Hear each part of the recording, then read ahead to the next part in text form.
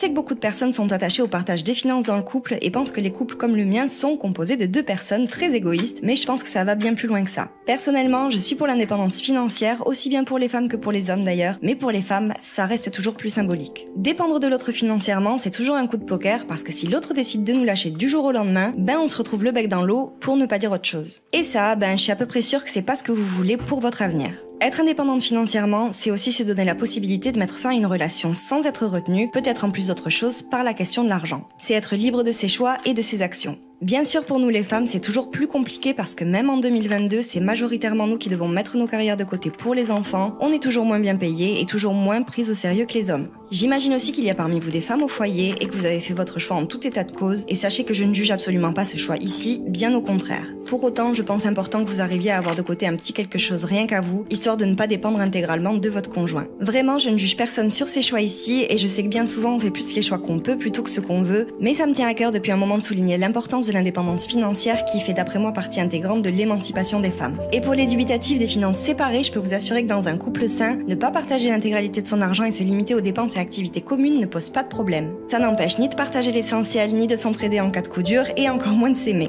Bien au contraire, tout est toujours très clair quand les choses vont bien, mais aussi quand ça va mal, et ça simplifie beaucoup de choses. Merci à tous ceux qui ont le courage d'écouter ce propos jusqu'au bout et j'espère qu'il vous aura un minimum aidé. N'hésitez pas à ouvrir la discussion en commentaire si vous en ressentez le besoin, mais surtout, restez bienveillants les uns avec les autres, c'est tout ce que je vous demande.